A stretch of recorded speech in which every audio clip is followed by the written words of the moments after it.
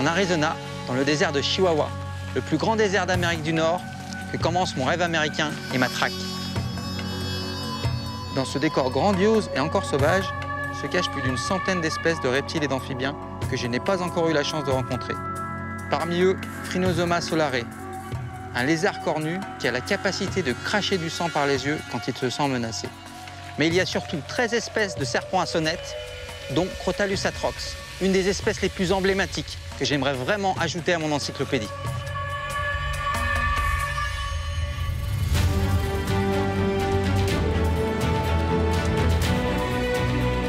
Les reptiles sont étranges et mystérieux, parfois dangereux, mais toujours fascinants. Je m'appelle Nathanaël Maury, je suis photographe et herpétologue.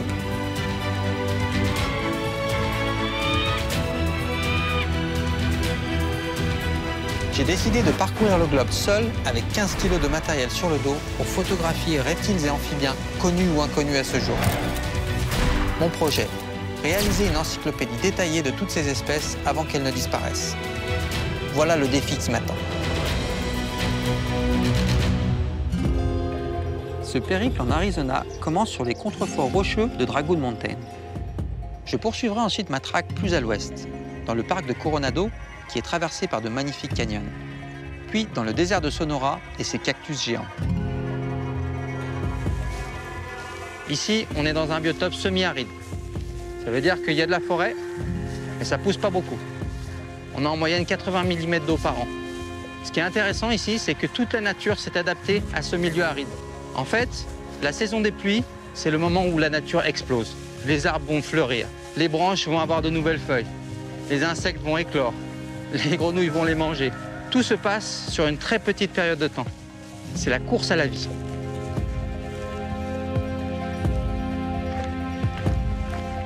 Là, quand il fait chaud comme ça, avec le soleil qui tape, vous cherchez dans les ombres, sous les arbres, entre les rochers, dans les crevasses.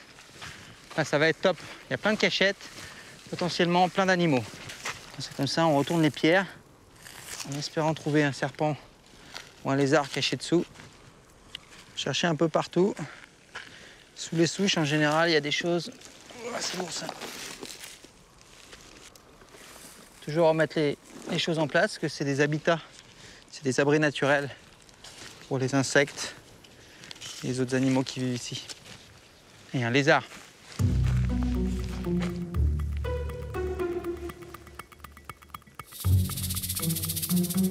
C'est pas facile à attraper, c'est super rapide.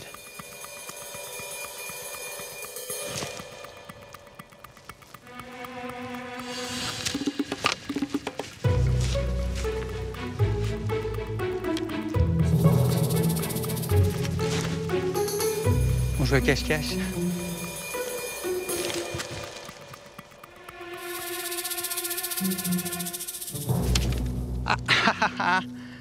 T'as pas été plus rapide que moi cette fois-ci. C'est pas facile hein, de jouer à cache-cache avec ce genre d'animaux. Ils passent toute leur vie à ça. Ils ont de l'entraînement. C'est un lézard épineux, Sceloporus magister. Il est magnifique. Il a du bleu, il a des écailles incroyables. Tu mords pas? Ça ne se fait pas, c'est interdit. Voilà, calme-toi, je vais te mettre en sac. Et puis, je te ferai cette séance photo de tout à l'heure. Allez.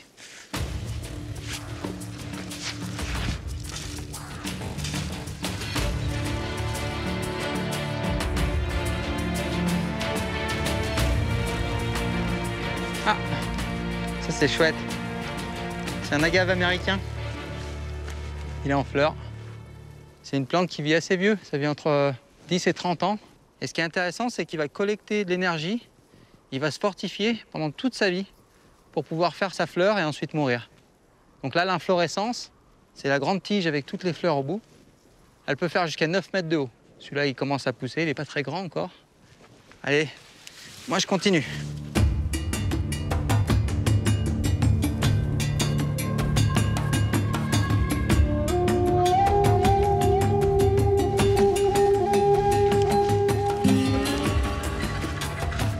Il y a de la végétation en haut des rochers.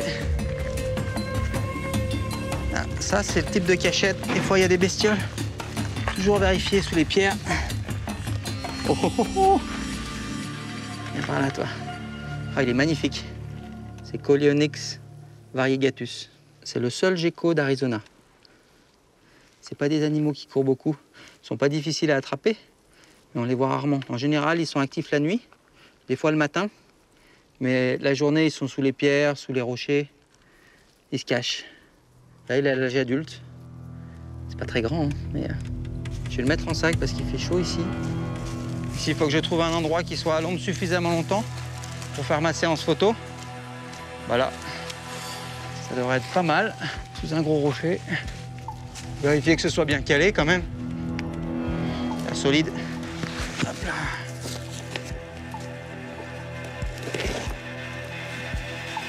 Bon, alors, montage de studio. Ici, il faut faire comme les animaux. Il faut aller à l'ombre, il faut se cacher du soleil. Il faut exploiter la nature comme les animaux le font. Ils savent vivre ici et il faut juste les imiter.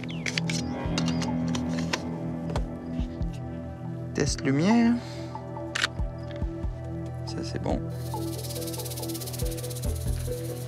Là, ça va être un peu tendu parce que c'est un animal qui est très rapide, qui mord à l'occasion.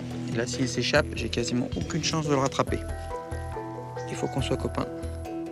Voilà. Il faut que tu te calmes. C'est un lézard épineux. C'est un lézard qui est omnivore, ce qui est assez rare chez les lézards. Ça mange des insectes, ça mange des fourmis, ça mange aussi des araignées, des scolopendres. Ça peut manger à peu près n'importe quoi, tant que c'est des petits invertébrés. Et ça mange aussi des plantes, ce qui en fait un lézard omnivore, ce qui n'est pas le cas de beaucoup de lézards. T'es beau comme tout. Hé, je suis pas là pour t'embêter, hein, moi, un petit peu, mais il a des écailles incroyables. Très épineuses, qui se détachent vraiment des écailles de dessous. En fait, elles se chevauchent comme des tuiles. Là, on peut carrément les lever. Et il y a une épine par écaille. A priori, c'est un mâle. Il y a les pores fémoraux le long des pattes arrière. Bon, il a l'air beaucoup plus calme déjà. Ça veut pas dire qu'il va pas essayer de me mordre, hein, mais...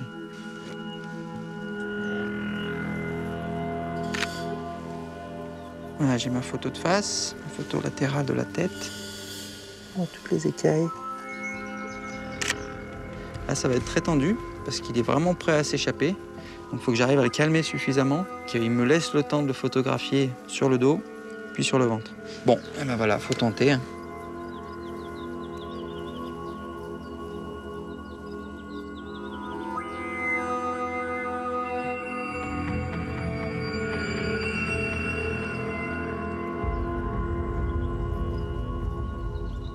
Maintenant, il faut que je le rattrape sans qu'il s'échappe.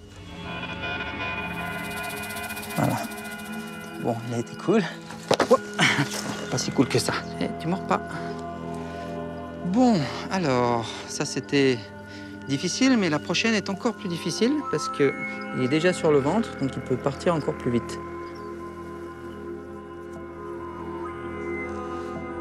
Bon. Je suis bon.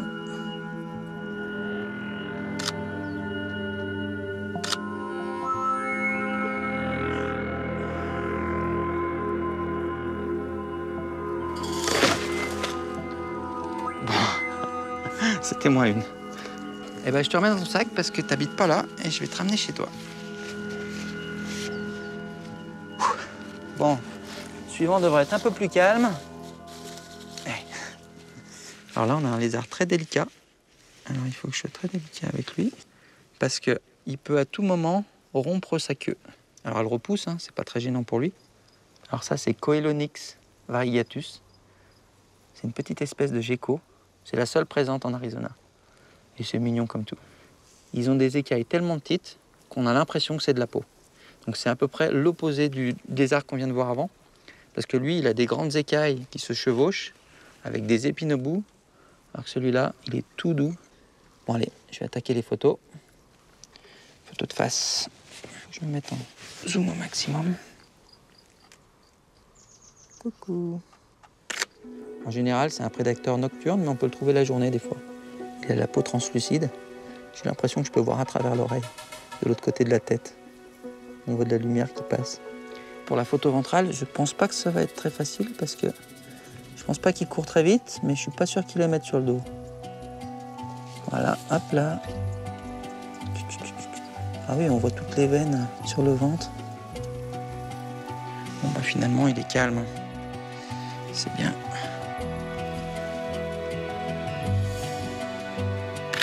Super.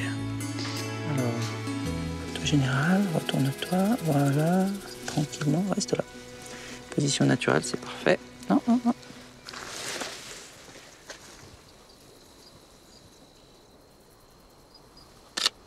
Oh, il est beau, il est absolument magnifique.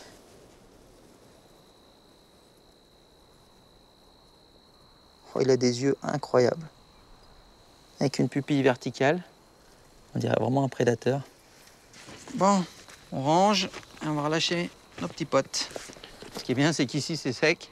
Je vais pas vraiment faire pour mon matériel. Par contre, là où c'est plus compliqué, bah, du coup, c'est pour trouver de l'eau. Il va falloir que je me réapprovisionne parce que je suis presque à sec. Dans la jungle, il y en a partout. Ici, c'est pas la même. Si on croise des serpents, il faut toujours avoir le crochet à portée de la main. C'est reparti.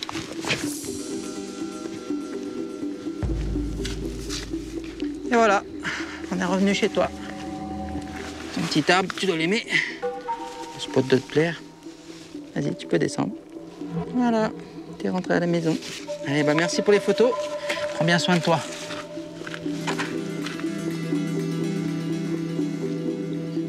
Voilà, on a retrouvé ta branche, ton arbre.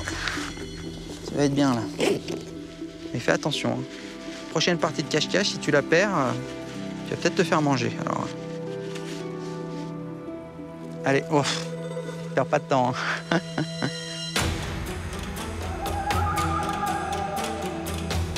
L'Arizona est une terre sacrée pour les Amérindiens.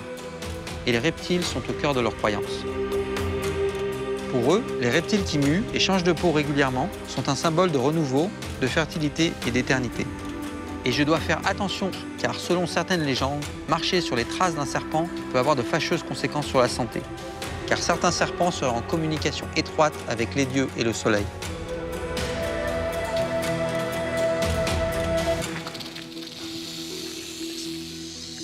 Il y a un crotal. Oh, il est beau. Bon, je vais voir si je peux installer le studio et faire les photos ici. Je vois bien la queue noire et blanche rayée. Donc ça, c'est Crotalus atrox, le crotal diamantin de l'Ouest. Oh, il est beau, c'est génial. Oh. Reste là. Là, vu la taille qu'il fait, je ne vais pas utiliser la boîte à lumière inférieure. Là, ce qu'on entend, en fait, c'est son appendice caudal qui l'agite. Et donc, c'est à une fréquence de 9000 Hz environ. Et ce qui est très intéressant, c'est que lui, il ne peut pas entendre ce son-là. Alors, on pense que les serpents n'ont pas d'oreille. En fait, ils ont une oreille interne, mais ils n'ont pas d'oreille ni externe ni de canal. Ce qui fait qu'ils n'entendent pas très bien. Ils entendent une fréquence entre 20 Hz et 600 Hz. Les humains, c'est jusqu'à 20 000 Hz. Donc là, quand il secoue son appendice caudal, c'est pour nous dire « vous approchez pas ». Là, il ne viendra pas me chercher. Je suis en sécurité. Par contre, si je vais vers lui, là, il peut s'attaquer à moi. C'est une mélopée douce à mon oreille. Bon. Viens faire les photos. C'est délicat parce qu'il y a le buisson. Je veux surtout pas l'énerver ou lui faire mal. Voilà, hop là. Non, il ne veut pas tenir au crochet. Je veux surtout pas que je l'emmène. Voilà. Voilà, c'est la boule. C'est magnifique. Voilà. Enroule-toi. Parfait. J'essaie de lever légèrement la tête. Je ne sais jamais si ça peut être un peu mieux.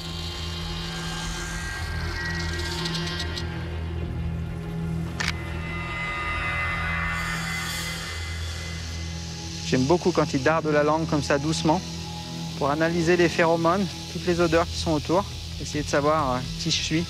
Je vais essayer de faire avec la queue. Ouais. Incroyable. Je vais faire une photo un peu de dessus. Voilà. On le reconnaît aux bandes noires et blanches. et aux traits qu'il a au niveau de l'œil. Donc ça, c'est typique de Crotalus atrox. Les segments dont il se sert comme hochet, il en récupère un après chaque mue. Donc là, par exemple, il a 8 segments et le dernier est cassé en fait. Donc il a plus de 8 mues derrière lui. Alors maintenant, la tête vue dessus.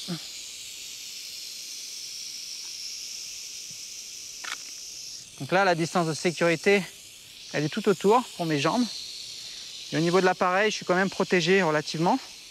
J'essaye de faire la photo latérale de la tête. Si je lui fais un petit coucou, n'aie pas peur, c'est juste pour les photos. Ah, je vais en profiter pour faire un gros plan de la queue. Ah, ça, ce sera dans la planche aussi. Maintenant, on va avoir tout notre temps pour faire une photo ventrale. Alors maintenant, il faut que je l'attrape, que je le relaxe sur le dos.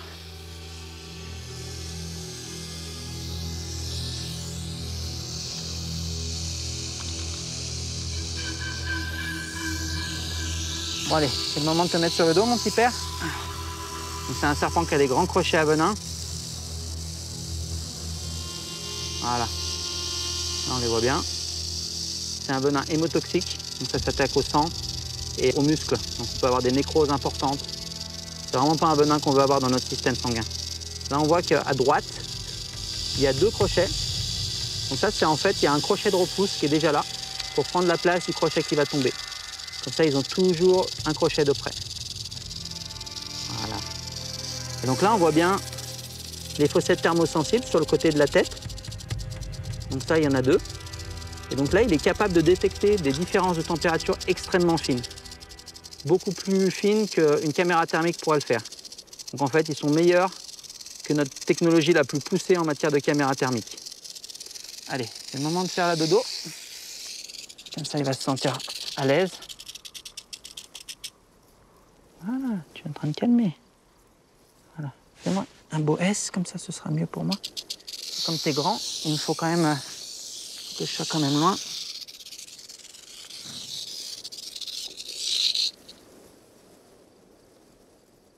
Tu vas pouvoir te détendre. Je vais faire une photo et après je te laisse repartir. Je l'ai sur le dos, il est calme, mais moi il faut que je l'ai qu'il soit groupé et il n'aime pas apparemment. Voilà. Hop, hop, hop. T'es bien.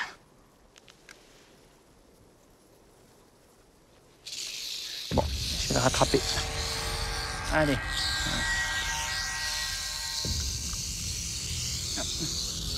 Ne mords pas, elle ne sait pas. C'est ça normalement. C'est un nouveau copain, tu ne mords pas. Ouais. Il a une force, c'est incroyable. Je ne veux surtout pas le serrer trop fort. Il faut toujours être dans la délicatesse. Alors.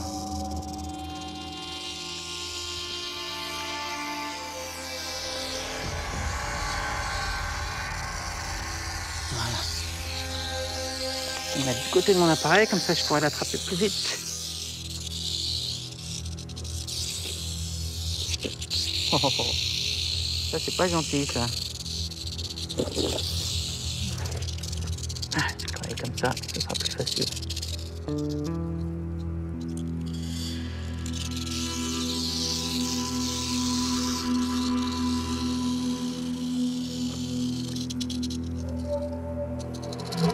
C'est pas mal du tout. Je vais préparer l'appareil.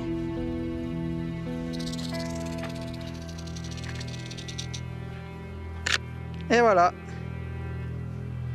Tu fais plus peur à personne, là, comme ça, sur le dos. Là, on voit qu'il est calme, il tire la langue, il respire tranquillement, il a arrêté de sonner. Tous les animaux, à un moment donné, arrivent à se calmer. Des fois, ça met du temps. Si je bouge, il me voit, il se remet à sonner. Tant que je bouge pas, il est calme. Donc là, j'ai fini ma séance photo, je vais le laisser repartir. Et puis, je suis juste super content. C'est le fameux serpent à sonnette d'Amérique du Nord. Il est incroyable. Il est super beau. Ah. C'est quand même une merveille de la nature qui arrive à subsister dans un environnement comme ça. Il faut savoir qu'ils peuvent se passer de nourriture pendant près de 12 ans. Des animaux qui ont 5 millions d'années d'évolution. Et ils sont toujours très adaptés à leur environnement. Voilà. Tu reconnais, c'est chez toi? Bon, moi, je vais paquer si ça ne te dérange pas. Là, je suis à 1 mètre de lui, je sais qu'il ne va pas m'agresser. D'ailleurs, les accidents arrivent toujours dans la même façon. C'est quand les gens essaient de les tuer ou de les manipuler sans avoir les connaissances pour le faire. Tant qu'on les laisse tranquilles, ils nous laissent tranquilles. C'est la règle. Bon, bah, je suis super content de t'avoir rencontré. Puis je te dis à une prochaine, peut-être.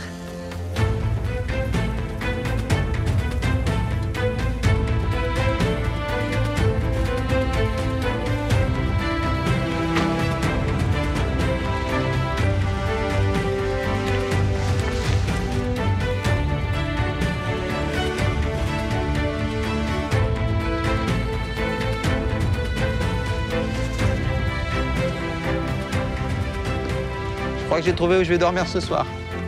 Petite grotte du haut, elle m'a l'air pas mal.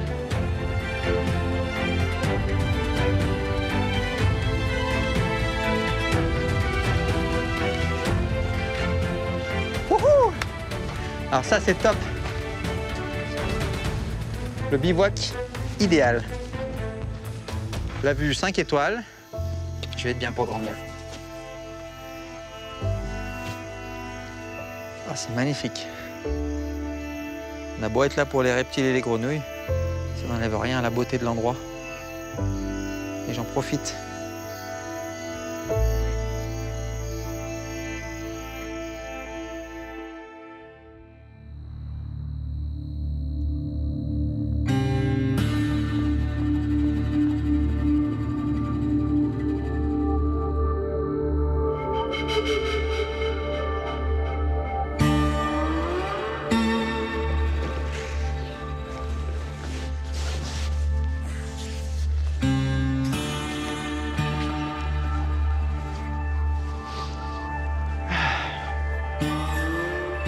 Bon, il fait beau. Hein. Il va falloir que je m'active. Il faut que je change de région. Je vais aller dans le désert de Sonora. Là, j'ai déjà pas mal exploré ici. Là-bas, il y a d'autres espèces, d'autres biotopes. C'est vraiment beau du point de vue là. J'ai bien fait de dormir ici. Allez, c'est parti.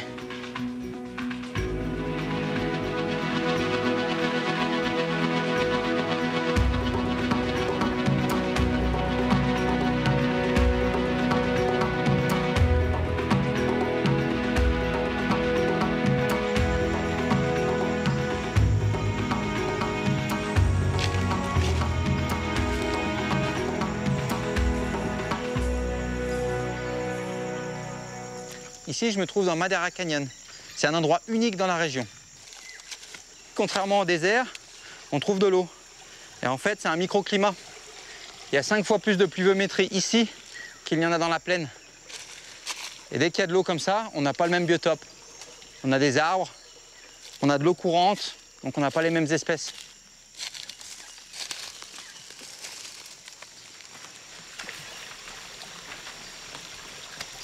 Ah voilà l'endroit idéal pour remplir ma gourde. Ici, c'est des opportunités à ne pas manquer. Hein.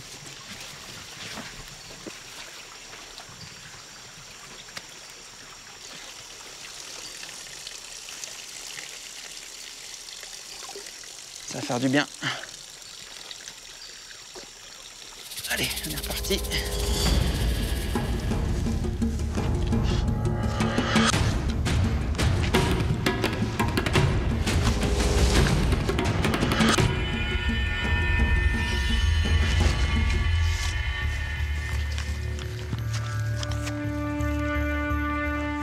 Tiens, Crotal. Hop là, viens par là, toi. Mettre mon gant, ça sera mieux. Viens par là. Ah, oh, qu'est-ce qu'il est beau. Voilà, là, il s'est mis en position d'attaque. Ça, c'est Crotalus molossus. Ils sont reconnaissables à leur queue noire. C'est un autre Crotal diamantin. Et ils ont bien la queue noire, comparé au Crotalus atrox, qui, lui, a la queue blanche et noire rayée. Et il a 1, 2, 3, 4... Il a une dizaine de segments et c'est cassé, il est relativement vieux. Il est super beau. Bon, je vais le mettre en sac et ouverture du studio. Viens voir par là. Voilà, reste tranquille. Il ne va rien t'arriver de mal. Voilà. Tranquille. C'est interdit. Allez.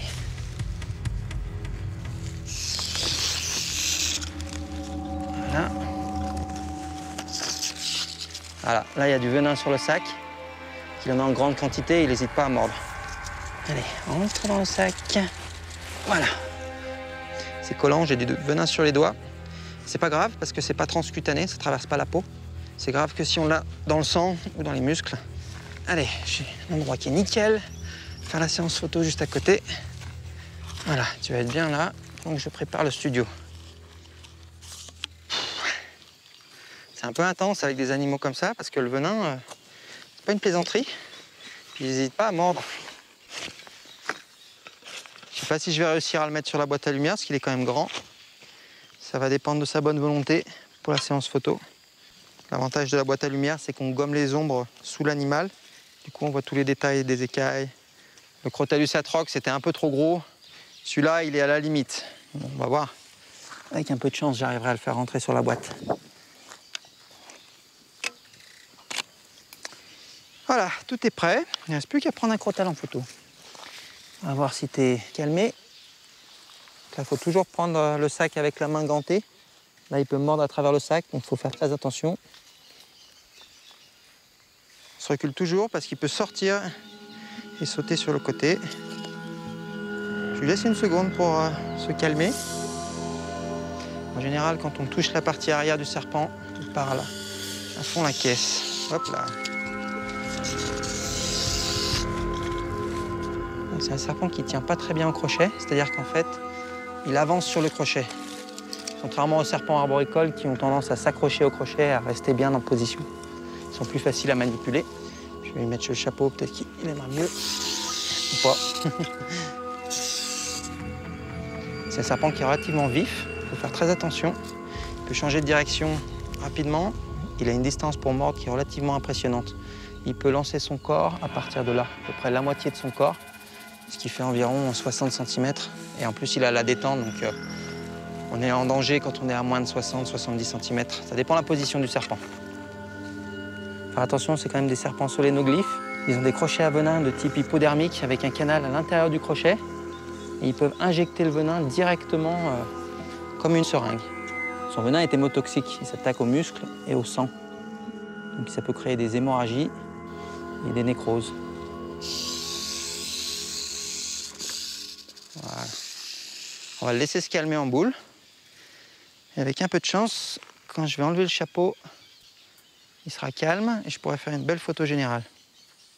S'il veut bien se laisser prendre en photo.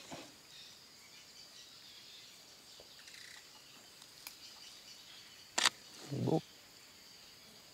Approcher pour faire la tête. Ah, je suis à peu près.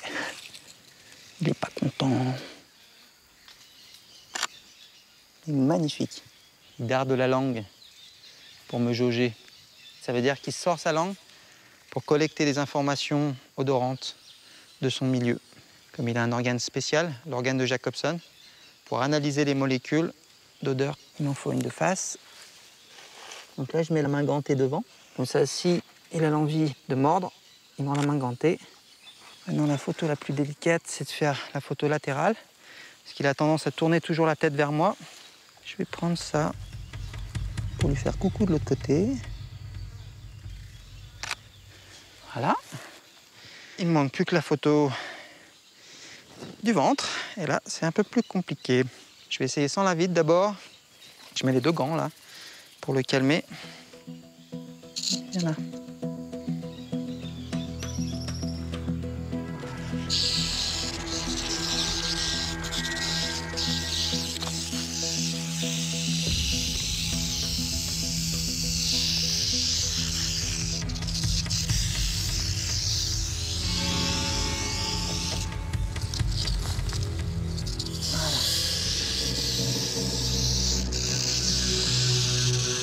Il faut toujours faire attention parce qu'il a beaucoup de force.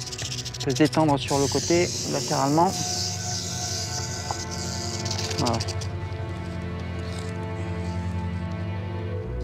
Là, c'est un moment délicat. Je vais le lâcher.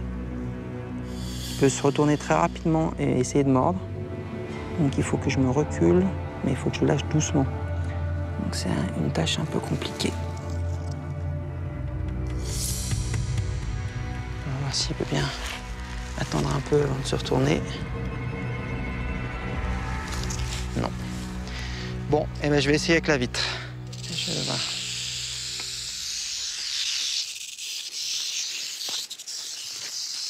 Viens là. Alors, est-ce que tu veux me faire une belle boule bien enroulée comme il faut? Je sais que la vitre n'est pas très grande, mais j'ai un malentendu. Ça peut marcher?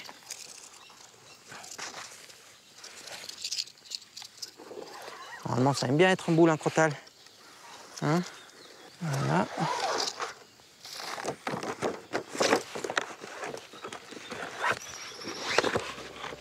C'est pas mal. Hein? C'est des animaux aussi beaux que dangereux. Voilà, vu d'ici, j'ai toutes les écailles ventrales. Bon, ben voilà. J'ai tout ce qu'il me faut pour la planche. Là, on voit les différents segments. Et on voit qu'il a été cassé à ce niveau-là, donc en fait, il devait en avoir plus. Donc il est cassé au niveau du 7e segment. En fait, il tourne à la fois, puis un mouvement de torsion en même temps. C'est ça qui fait la mélopée douce de sa petite queue. Bon, ben moi j'ai fini. Je vais le libérer. Voilà. Il va pouvoir retourner à ses occupations et moi aux miennes. Bon Pépère, j'ai fini de t'embêter. Un serpent, c'est fait partie des vertébrés. Ils ont un grand nombre de côtes. Et donc entre chaque côte, il y a des petits muscles qui actionnent le mouvement pour la reptation. Vas-y. Bon, ben il fait face, hein. Comme tous les crotales. C'est pas des animaux agressifs. Des animaux qui se défendent, certes, et qui ont des moyens de se défendre. Tu vas être une star dans l'encyclopédie. Tu vas être content. C'est vraiment le pays du crotal. Il y a 13 espèces qui vivent ici en Arizona. Cette espèce-là, a priori, elle vit que dans les pentes de montagne. Ici, on est à 1800 mètres d'altitude. Il n'y a pas beaucoup de serpents qui peuvent vivre aussi haut. Aussi bien en été, il fait chaud, comme là, mais en hiver, il neige. Donc ils sont dans des trous, ils se cachent, ils attendent l'été. Bon, bah, c'était une super rencontre. Merci de ne pas m'avoir mordu. Et puis j'espère que tu vas trouver à manger. Un petit rat ou un bébé lapin. Ici, il fait frais la nuit. Le soleil commence à descendre. Je vais redescendre dans la plaine. J'aurai plus de chances de trouver des animaux.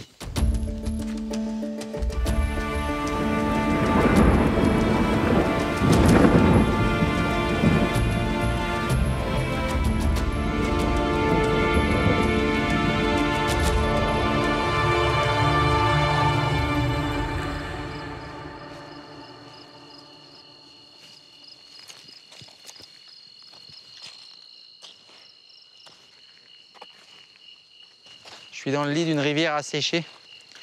Ici, en fait, il y a de l'eau dans la rivière qu'après un orage, pendant quelques heures, puis ensuite c'est sec de nouveau. Par contre, on peut chercher les traces d'humidité au fond du lit de la rivière.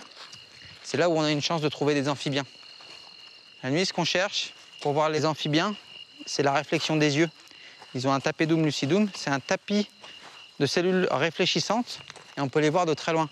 Donc on utilise la lampe frontale, en fait, pour leur éclairer les yeux, et puis avec la réflexion, on peut les voir de loin. C'est le meilleur moyen de les trouver. Ah, il y a quelque chose là-bas. Salut toi.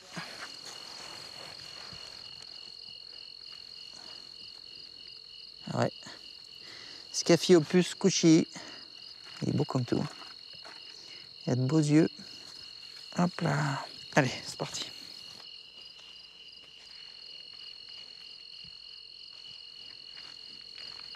Ah, je crois qu'il y en a un gros là-bas. Ah, génial. Il est magnifique. Il est énorme. Hop, hop, hop, hop, hop. Tu vas où? T'as pas fait la séance photo encore? Reste tranquille. Hop. Oups là. Insidius alvarius, le plus gros crapaud d'Amérique du Nord. C'est incroyable. Il a des glandes parotoïdes, donc c'est des glandes à poison, même sur les pattes. Il est beau. Il est tacheté. Il a de grands yeux. Bon, là, il commence à s'énerver. Il met du poison partout. Je vais le mettre en sac et puis je vais monter mon studio ici. Ce sera pas long et je te laisse chez toi à la maison. C'est quand même des animaux spéciaux, hein, qui se sont complètement adaptés à un milieu où il n'y a presque pas d'eau, alors qu'ils en ont cruellement besoin. C'est quand même assez improbable. Hop. Alors là, quand c'est de nuit, je mets une lampe sur mon appareil photo. Ça me permet de faire la mise au point, même dans le noir. Voilà, là je suis bien. Allez, il faut bien que je nettoie, pour que les photos soient belles. On va prendre la douche, ça va te faire plaisir au passage. Voilà. Scaphiopus cushii. Alors c'est un crapaud qui est quand même hallucinant parce qu'il a développé des techniques pour se reproduire qui sont vraiment différentes de la plupart des grenouilles et des crapauds. Il peut faire ses œufs dans une mare. Et les œufs éclosent en moins de 24 heures, ce qui est extrêmement rapide. Et après, le développement des têtards, c'est la course. Ils peuvent sortir en moins de 8 jours, ce qui est extrêmement court. Normalement, c'est plusieurs semaines, voire plusieurs mois, et dans certains cas, même des années. Voilà, alors si tu pouvais rester sur le dos, ce serait bien. Voilà. Et alors, comme il n'y a pas d'eau toute l'année, ils sortent et ils sont actifs que pendant la saison des pluies. Et en fait, ils sont en estivation pendant près de 10 mois par an. Et ils sont actifs que 2 mois. Ils aiment bien manger les termites et ils sont capables d'en manger énormément en très peu de temps. C'est-à-dire qu'ils vont manger énormément de termites pendant 1 ou 2 jours et ça leur suffit à survivre pendant 1 année. Ce qui est assez incroyable comme adaptation. On mange 2 repas par an et après, on peut passer l'année. Et alors, ils ont une particularité morphologique. Ils ont une petite spatule ici, qui est rigide, comme un ongle. En fait, c'est une petite pelle qui leur permet de s'enterrer. C'est un animal qui est vraiment adapté à son milieu. Et en plus, il est tout mignon. Il a des grands yeux, une couleur qui est vraiment sympathique. Toi, je t'ai pas trouvé ici, donc je vais te remettre dans ton sac. Voilà. Alors, monsieur le crapaud géant. Voilà. Ok, viens là par là. Viens par là. On se calme. T'as le droit à la douche, toi aussi. Voilà. Voilà, c'est un gros crapaud qui a pas mal de toxines. Voilà.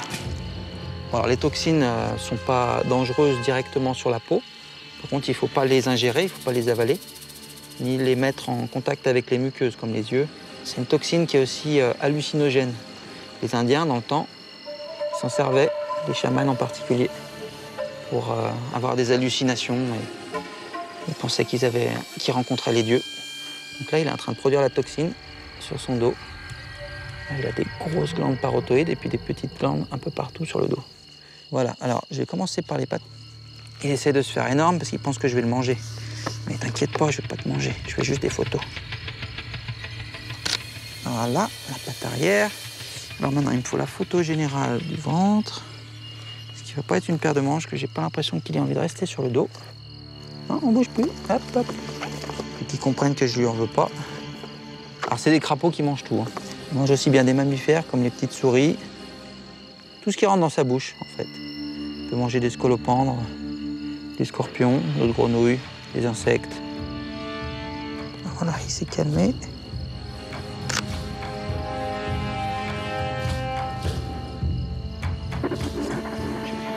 Photo latérale, photo de dessus peut-être.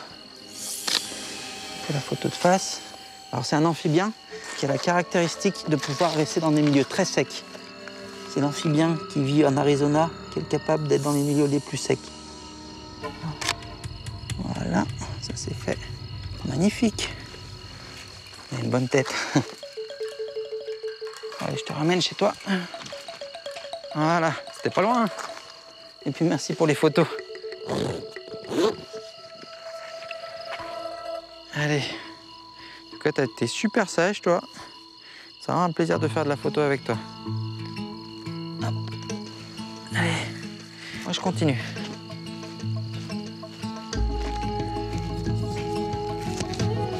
Bon, je vais m'installer là pour la nuit. Faut que je me repose. Demain, il faut que je sois en forme. Je vais jeter un œil à mes photos. Ça me donne toujours la pêche pour le lendemain. Crotalus molossus. On voit bien les yeux, les écailles. Ça fait une très belle planche. Je vais regarder les crapauds maintenant. Ah, c'est génial, j'arrive à voir l'ongle. C'est une partie dure qui est sous la patte arrière du crapaud. Ici, s'ils ne peuvent pas creuser, ils ne peuvent pas s'enterrer. Et comme ils en ont besoin pour passer l'hiver et puis les périodes sèches, donc c'est une adaptation vraiment pour ces animaux du désert. Regardez les cichounettes sur les yeux. Oh, c'est génial. Ils ont vraiment des yeux irisés avec on voit tous les petits vaisseaux noirs autour de l'iris. Ça fera une super planche. Alors là, c'est le gros Incilius alvarius. C'est quand même du gros crapaud. Hein. Et ce qui m'a vraiment intrigué, c'est les glandes parotoïdes sur les pattes arrière. Ça, je n'avais jamais vu. Voilà. Là, on les voit très bien. Puis il a quand même une tête. Monsieur pas content, quoi. Bon, là, je vais me reposer. Et puis demain, je vais dans la zone protégée de Cabeza Prieta, qui est dans le désert de Sonora, du côté de la frontière mexicaine. Ici, tous les organismes ont besoin d'eau. Donc, quand il pleut, c'est une bénédiction. Donc, c'est la fête pour tout le monde, même pour moi. Allez, bonne nuit.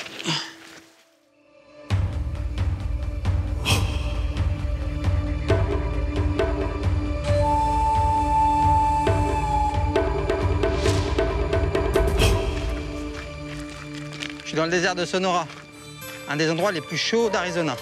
Ici, il fait souvent plus de 50 degrés. Et malgré ça, les animaux ont réussi à s'adapter et ont développé des facultés extraordinaires.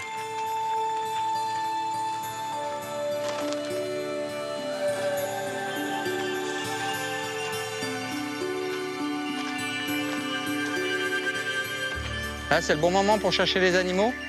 Il fait encore frais, ils sont actifs, ils prennent le soleil. Regardez en bas des buissons, un peu partout. Et ben là, par exemple, ça c'est une fourmilière. C'est une bonne source de nourriture pour pas mal de lézards. Tiens, bah là, alors ça c'est intéressant. C'est un excrément de Phrynosoma. En fait, ils mangent quasiment que des fourmis et du coup on reconnaît bien leurs crottes parce qu'en fait c'est que des têtes et des corps de fourmis. Donc s'il y a des crottes, c'est qu'il y en a un qui est pas loin.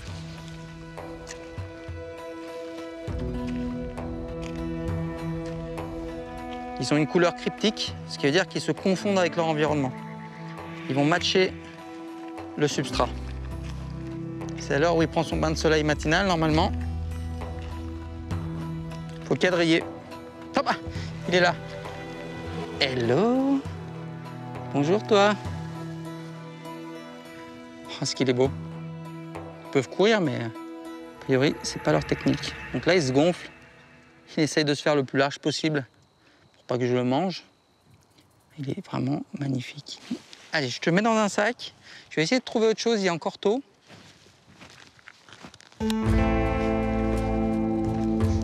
Ici, tout est piquant. Il faut faire attention où on met les pieds. C'est incroyable. Toutes les plantes ont développé des pics. Ah, il y a un petit lézard. Bah, il est parti. J'arrive dans son trou.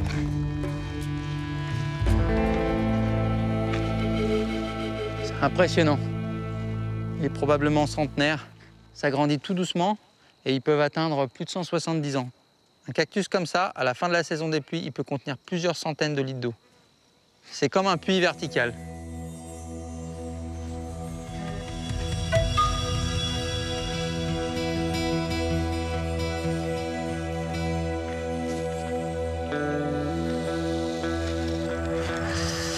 Ça pique. Aïe, aïe, aïe. Allez. Quand on est dans un bel environnement, ça c'est une rivière asséchée. Oh oh, c'est génial. Ça c'est un boa. On dirait pas comme ça. Il est gentil comme tout comme animal. Ça mord pas. Et ça n'a pas de venin. Je pensais pas le trouver, c'est quand même rare. Donc il a dû pleuvoir il y a pas longtemps parce que en général ils sortent après les pluies. Oh, ce qu'il est beau. Donc ça, c'est Lycanura trivirgata, un bois des sables. C'est constricteur, hein, comme les autres bois. Mais bon, là, il est à la taille adulte. C'est pas un monstre comme le boa constrictor qui peut faire plus de 3 mètres. Celui-là, il doit faire à peu près 60, 70. C'est déjà un bel adulte. C'est marrant, ça change des crotales. C'est pas le même genre d'animal. Très délicat et c'est absolument pas dangereux. Allez.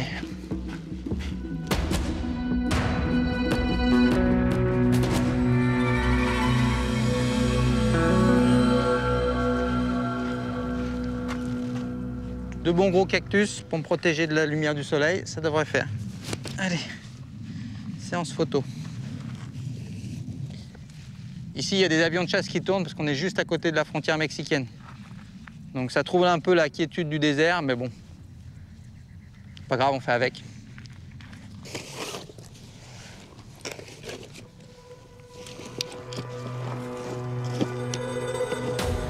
Ici, on est dans une zone qu'on appelle la wilderness. C'est un endroit qui est préservé des humains. Et du coup, ça veut dire qu'on a le droit d'y aller, mais que à pied. Pas d'engin motorisé, pas de vélo. On visite, mais on reste pas. Allez, on commence par le petit bois. Viens dire bonjour. Voilà. Des fois, c'est les serpents les plus délicats qui sont les plus durs à prendre en photo parce qu'ils ne s'arrêtent jamais de bouger. Je pense que ça devrait le faire. Bon, bah, j'ai ma photo générale. Je vais faire les photos de la tête. Bon, tu veux faire la face d'abord? Donc, ils ont une grosse écaille rostrale. C'est l'écaille qui se situe devant, au niveau du nez, entre les écailles nasales, donc les écailles du nez. Et en fait, ça leur sert à pousser le substrat. Donc, quand ils creusent dans le sable ou dans la terre, ça leur permet d'écarter et de passer, quoi. Oh, il est mignon. Donc, trivirgata, ça veut dire 3 en latin. Donc, il a 3 lignes. Contrairement aux pitons, les bois, ils ont des petits directement formés. On dit qu'ils sont ovovivipares. Ils ont des poches dans lesquelles les petits se développent à l'intérieur du corps de la femelle. Et quand elle fait la parturition, en fait, c'est comme la mise bas, mais pour les serpents, les petits vont directement sortir des poches, sont directement formés et puis ils partent faire leur vie. Donc, contrairement aux pitons qui, eux, font des œufs. C'est quand même incroyable comme mode de reproduction. Bon, je vais faire la photo ventrale. Hop là. Je fais la boule, voilà, c'est parfait. Eh bien. Que c'est beau. Voilà, j'ai ma ventrale.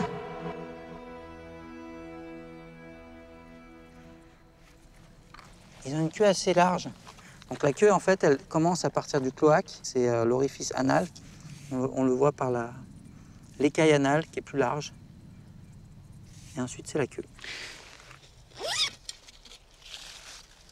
Bon, bah toi, t'as été super sympa. Tu m'as laissé faire une belle séance photo. C'est vraiment des beaux animaux. Allez, je te remets dans son sac parce que t'es pas d'ici. Alors, là, on passe sur un animal qui est très différent. Phrynosoma solare. C'est un lézard cornu, il est plein de piquants. Il a des piquants tout autour de la tête et sur tout le corps. Alors, là, il se gonfle pour me dire qu'il est trop gros pour que je le mange. Il y a vraiment plein d'épines. Bon, alors je vais faire un latéral de la tête. C'est incroyable. En macro, on voit tout le détail des cornes. Là, le dessus. Je viens de voir quelque chose au macro. Au milieu de la tête, là, il a ce qu'on appelle un œil pinéal. Et l'œil pinéal, c'est un troisième œil. C'est-à-dire que ça fonctionne avec la luminosité. Il peut voir des changements de luminosité. C'est pas très précis comme les yeux qui peuvent voir tous les détails, mais ça lui permet de voir la luminosité et de se positionner au soleil de la bonne façon pour se chauffer ou pour se réguler en température. Ça sert aussi à la production hormonale. Ça va déclencher les hormones de la reproduction, ce qui lui permettra de se reproduire à la bonne période de l'année. Bon, je vais faire ma photo ventrale, s'il veut bien. Hop là, ça doit pas être tous les jours que tu es sur le dos, toi. Relax.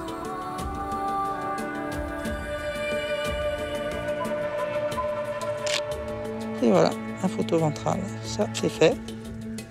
Donc là, ce qu'on voit, en fait, il a les pores fémoraux le long des pattes.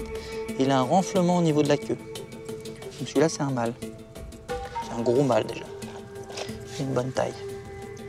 Là, il se gonfle pour être plus impressionnant. Ça ne m'impressionne pas des masses. Bon, je ne vais pas trop l'embêter. Je vais changer de position, on va faire la dernière photo. Oh, il est magnifique, j'adore ces cornes. Tout autour de la tête, c'est incroyable.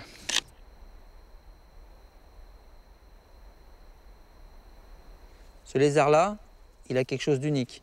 C'est qu'il est capable de projeter un jet de sang au niveau de l'œil. Donc en fait, il augmente la pression sanguine au niveau des yeux, et il y a un vaisseau sanguin qui craque, et il peut diriger le jet de sang sur son agresseur. En général, il le fait pour les canidés, donc les coyotes ou les chiens. Ça lui permet de les repousser. Il va projeter le jet de sang sur la bouche du chien ou du coyote. Et en fait, ça a une fonction répulsive. Donc là, il n'est pas suffisamment stressé pour faire ce genre de choses. Mais c'est son arme de dernier recours. Donc sa première arme, c'est de se confondre. Sa deuxième arme, c'est de faire le mort. Et si vraiment ça ne marche pas, il peut projeter du sang par l'œil. Voilà, mon périple se termine avec toi. Tu vas faire partie des stars de l'encyclopédie. Quand on pense désert, on pense à un lieu qui est désert. En fait, c'est pas vrai du tout. C'est plein de vie. Les animaux, ils ont réussi à s'adapter à des milieux arides, comme ici. Et il y a de la diversité et de la quantité. Nouvelle aventure. Ce voyage en Arizona aura été à la hauteur de mes espérances. J'ai ajouté 31 espèces de reptiles et d'amphibiens à l'encyclopédie et 7 espèces de crotales sur les 13 présents dans cet état.